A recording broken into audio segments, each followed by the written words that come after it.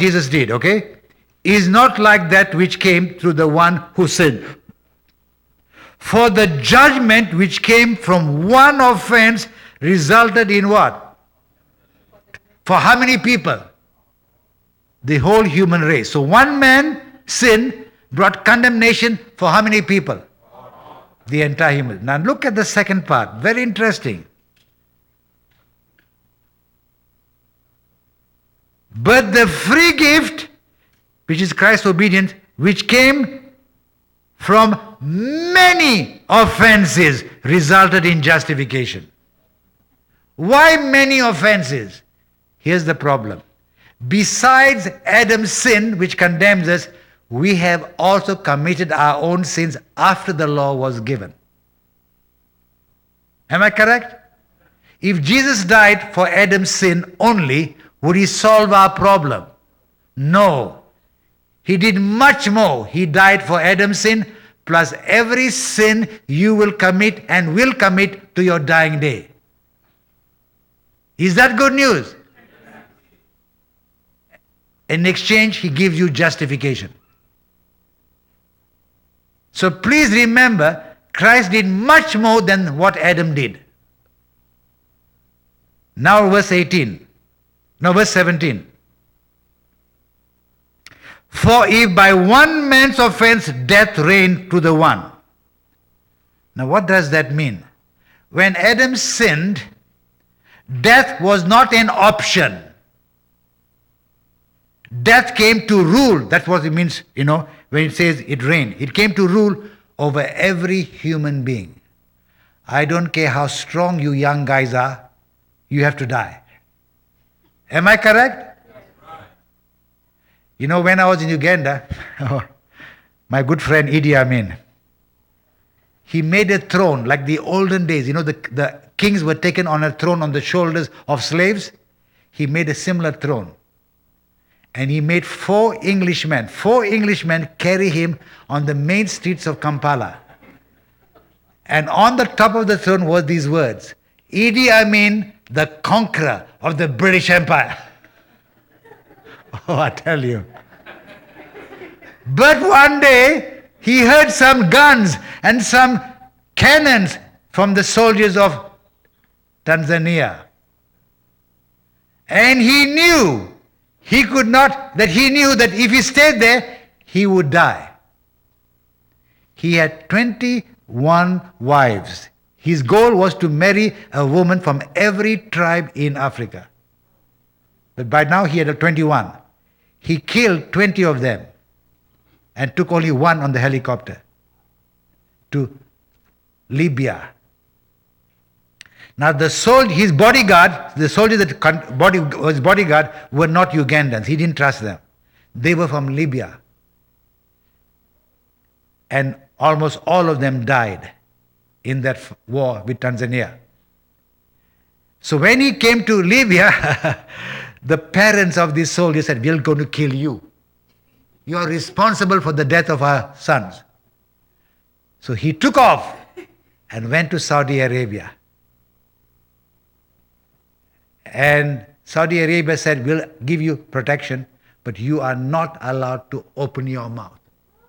So he was there in silence until about 3 or 4 years ago, he died. And when he died, his wife said to the Uganda government, we need to give him a royal burial in Uganda. Uganda said, Sitaki. 300 of our people died because of him. You want us to give him a royal burial?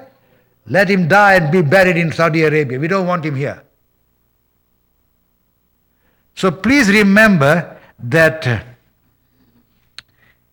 when I went back to Uganda after he was kicked out, because I was reported by him, I said to the Ugandans, how do you feel about Idi Amin? Most of them had lost somebody in their family who died. And I was shocked at what they said to me. They said, Pastor, we would like him to hear the gospel and be converted so that we'll see him in heaven. Now that is true love. These people had understood the what? The gospel. They had no bitterness against him. Now this is our members. I'm not talking of the average Ugandan. And he did. When I first came to Uganda, it was 7 shillings to $1. When I was deported in 72, it was 3,000 shillings to $1. He printed paper, money, useless. And because it was so valueless, the people did not bring their money. They brought it in sacks. And the banks would not count it. Too much to count. They would weigh them and have a rough idea how much it was valued. Oh, I tell you, he ruined the country. And they still haven't fully recovered after all these years. I was in Uganda 2 years ago. It was 1,500 shillings to $1. So it had improved from Idi Amin's time, but still a long way. You young people don't know, but when I was in Kenya, I was born there. Kenya, Uganda, and Tanzania was under one system. East African Union. We had the same stamps, the same money, the same value. It's only after independence that things changed. And very interesting, Uganda, Makerere University trained the lawyers. Tanzania trained, I think Kenya trained the medicine and Tanzania trained, the liberal arts. But they were combined. Now each university became their own. Money changed. Stamps have changed. And they are no longer a union, East African Union. It was too bad because under one union they could become like USA. And by combining they could have developed and grown much better than they are now. Each country fighting for themselves. Anyway, let's go back to Romans. Verse 17, listen to verse 17. For as by one man's offense death reigned through one man. So when Adam sinned, death came to the human race not as an option. It came to rule over the human race. That's what the word reign means. Now look at the next statement. Much more. There you have the phrase. Those who do what? Receive. Now this is applying not to the whole human race. Those who receive abundance of grace and of the gift of righteousness. Have you got it? Number one, you have to do what? Receive it. Does that apply to all mankind? No. Does all mankind receive the gift? No. So please be careful as you look at your Bible. Those who receive the gift. The gift is for how many people? All. But does all people receive it? No. But now he's talking about those who receive abundance of grace and of the gift of what? Have you got it? Righteousness is a gift. You do not earn it. It's a gift, okay? What will happen for those who receive the gift of righteousness? They will reign in life through the one man, Jesus Christ. You will not only live forever, but you will reign with Christ. Is that good news? This is Habari Jema. This is top layer. This is Nyamaya Binguni. Now verse 18. Therefore, this is the summary. Therefore, as through one man's offense, judgment came, past tense, to how many men? To all mankind, resulting in what? Condemnation, of course, unto death.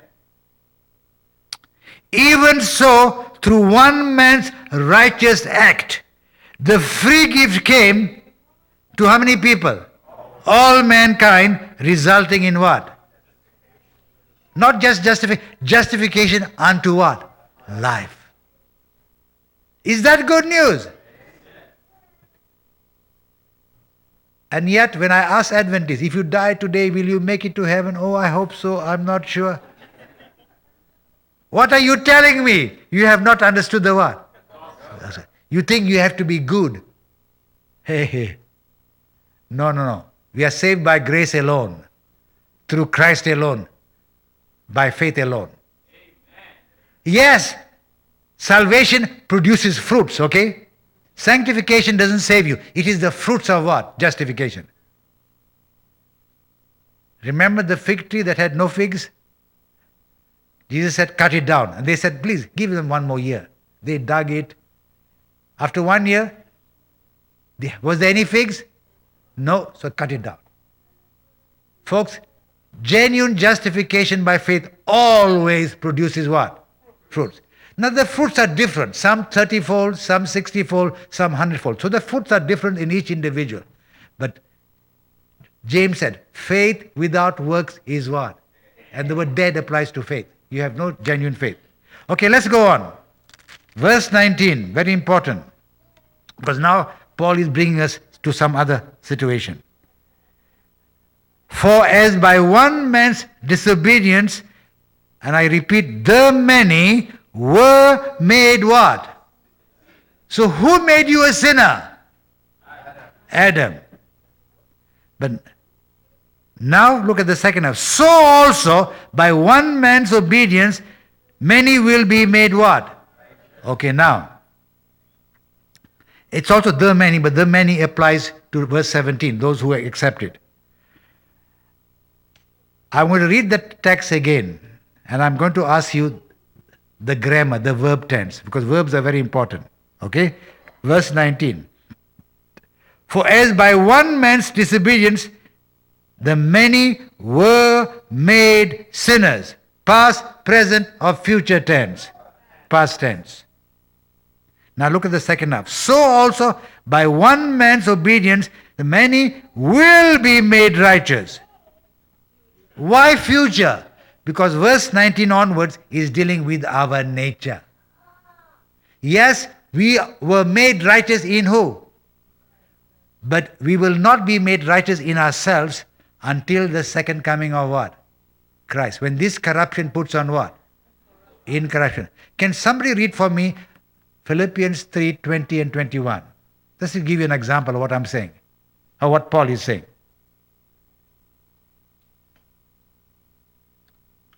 What does Paul say?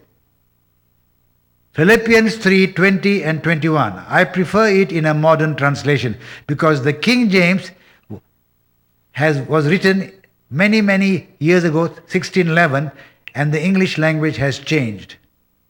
The International Version says, but our citizenship is in heaven, and we eagerly await a Savior from there, the Lord Jesus Christ. Okay, now verse 21. Who by the power that enables him to bring everything under his control will transform our lowly bodies so that they will be like his glorious.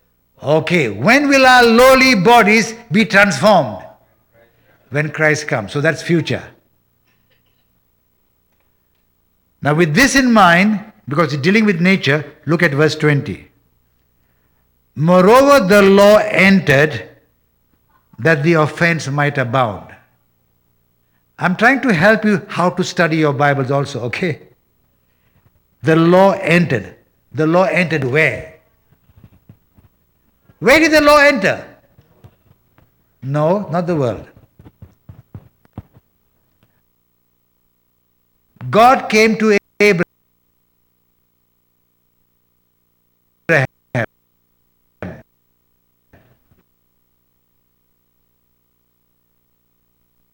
Promise. He said, one of your descendants will be the Messiah, and he will bless the. So that was God's promise, okay?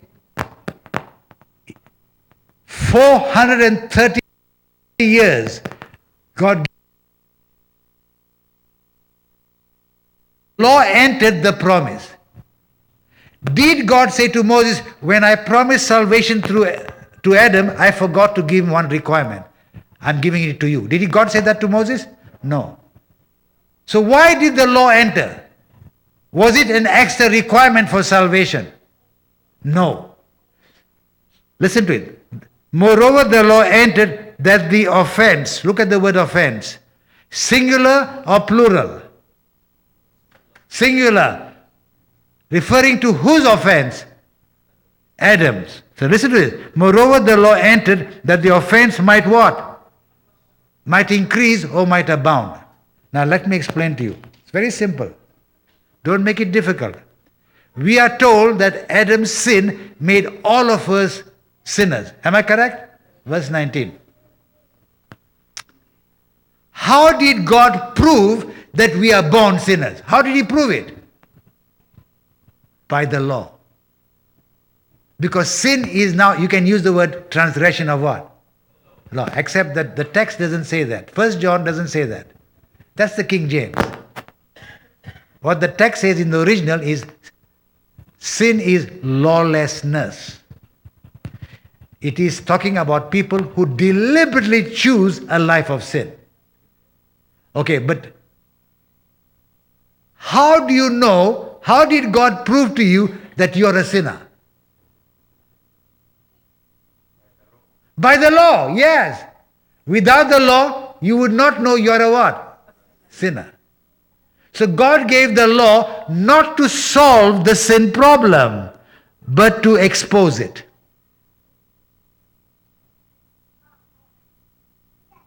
And you need to know this. So we must not misuse the law. Yes, Paul will also teach in chapter 13 of Romans that the law is also a standard of Christian living for believers who are born again, okay? But God never gave the law to solve the sin problem. The law can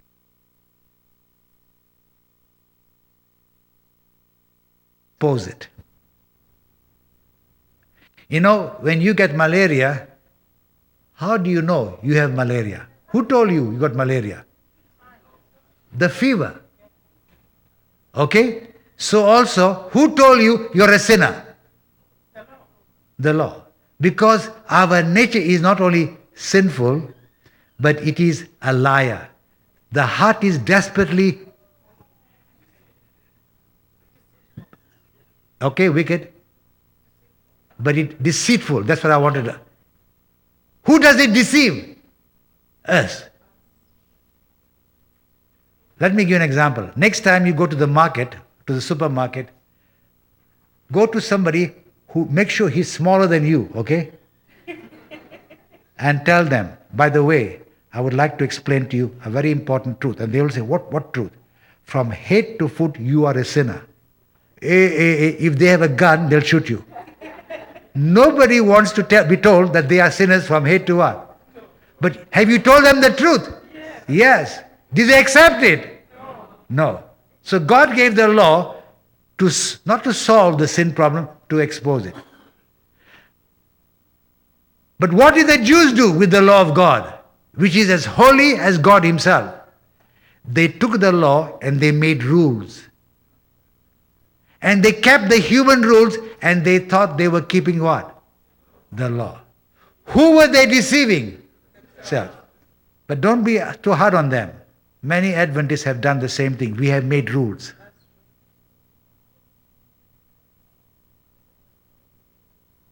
So we come to church on Sabbath and we look very holy. But tomorrow somebody is coming to buy your car and you say to yourself, while you're in church and you're listening to the pastor, at least he thinks you're listening to him, but you say to yourself, what can I do to improve my car that I will get a lot of money? Have you broken the Sabbath? Not in the eyes of the pastor. In the eyes of who? God.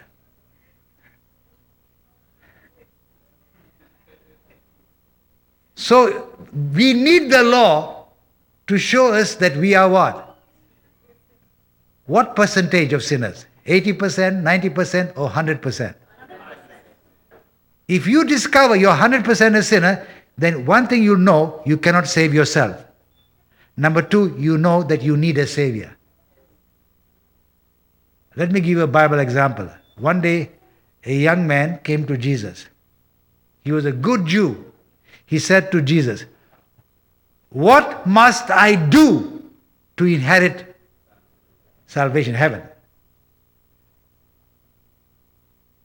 But he called Jesus good master. He didn't call him Messiah. And Jesus said, why are you calling me good? There is only one who is good. And that is who? In other words, If you want to do good, you have to, number one, be good. But if you want to go to heaven by doing something, keep the commandments. And the young man said, what commandment? Which one? And he mentioned the 6 commandments that deal with our human relationship. And you know what the young man said? Since I was in primary Sabbath school, I've been keeping it. Oh really? You love your neighbor as yourself? Let me test you. Take your money, give it to the poor, and follow me, and I will give you my wealth. What a bargain. Did he do that? Did he go home sorrowfully? Why? Because he was very rich. Now, don't stop there. Keep on reading. After he went, Jesus turned around to the disciples who were listening to all this. And he made a statement that shocked them. You know what he said to them? It is very hard for a rich man to make it to heaven. In fact, it is easier for a camel to go to the eye of a needle. Now that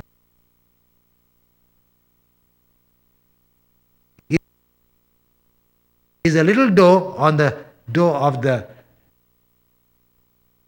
gate of Jerusalem, which was open at night. In the daytime, the whole big gate was open, but in the night time, only the small door.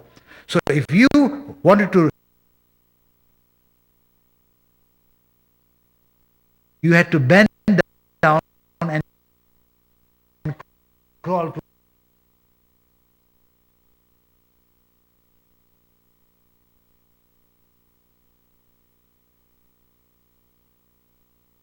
Messiah heart. Have you been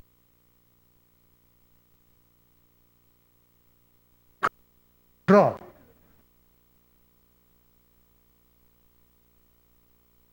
Squera, they'll hit you on the head.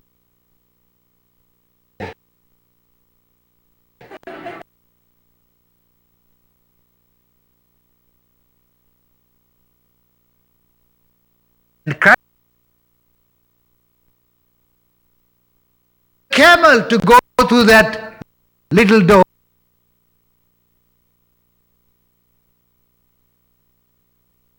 Heaven. You know what happened next? The disciples were shocked. You know why? Because in Judaism, and paying your tithe, keeping the law, God will open the windows of heaven and pour all the money you need. So to them, a rich man is a good person. And a poor man is a sinner. And they said, if a rich man cannot go to heaven, what about us? Who will be saved? And you know what Jesus said? With man, it is impossible. With God, all things are possible. So please remember that God never gave the law to solve the sin problem, but to expose it. And we have tried to tell people, you better keep the law, otherwise you will not make it to heaven. I have heard Adventists tell Sunday keeping Christians, you keep only 9 commandments, you'll be lost. We keep all 10. Am I correct? There'll be more Sunday keeping people in heaven than Sabbath keeping, because Sunday keeping began in the 4th century. Even Luther, who Sister White says will be in heaven, opposed the Sabbath. I have his letter in my file. He said to Karlstad, if you insist on keeping the commandments, we would have to change our day of worship from Sunday to Saturday. And he opposed it. But he did it out of ignorance. And Sister White says he'll be where? Heaven. So please don't point your finger at somebody else, because God judges the heart. Let me give you an example. There are two Christians. One is a Baptist and one is a Seventh-day Adventist. Okay? The Baptist keeps Sunday because he's in his heart, he's resting in Christ for his salvation. The Adventist keeps Sabbath because he wants to go to heaven. In the judgment, who will pass the judgment? The Baptist or the Seventh-day Adventist? Now, does the Baptist need to change? Yes, he needs to change the day. Does the Adventist need to change? Yes, he needs to change the motive why he keeps the Sabbath. But how can the Adventist remove the speck in the eye of the Baptist when he has a big plank in his own eye? That is why tomorrow I'm going to give you the Sabbath in the light of the gospel. Every doctrine must be understood in the light of the what? And I'm going to give you tomorrow also the investigative judgment in the light of the gospel. And I've called that study No More Fear. But that's for tomorrow. Okay, now let's come to an end. Verse 21. So then, here's the conclusion. As sin reigned in death. So you were born under what? Sin. And if you are allowed to live under sin, where would you end up? In death. For how long? Forever. But now he's writing to Christians. Even so, grace might reign. In other words, please live under what? Grace. Through the righteousness, reign through righteousness. Whose righteousness? Christ. Until when? Until eternal life through our Lord Jesus Christ. So it is not enough to believe in Jesus Christ, but your faith must endure unto what? The end. And as long as you are a believer, listen to this, as long as you are a believer, God no longer looks at you as a sinner. He looks at you as you are in His Son. Perfect in performance, perfect in justice, and perfect in nature. For Christ redeemed us from all three. Now, is this good news? Is it dangerous news? Yes. Because if I'm already sitting in heavenly places, then I can live as I please. Oh, no, no, no. When you accept Christ, you said goodbye to your old Adamic life. And you accept in exchange the life of who? Christ. The life of Christ doesn't not enjoy sin.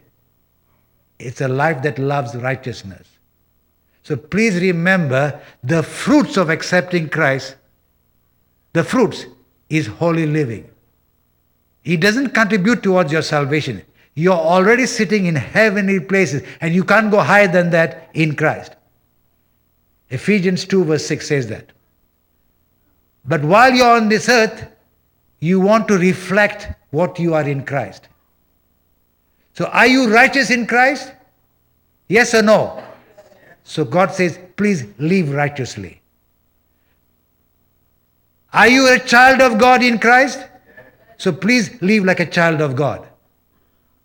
That is what the New Testament says. And if you go to my book, Beyond Belief, I'll give you a whole list of things, what you are in Christ by faith and what God wants you to be through walking in the Spirit. But my dear people, the gospel is not do's and don'ts. The gospel is righteousness of who? That becomes yours only by what? Faith. The just shall live by what? Faith. That was Paul's famous quotation from the Old Testament. So please remember that the last Adam changed our history from condemnation unto death to justification unto life. Now, I was, every town, including Arlington, has what we call a ministerial association.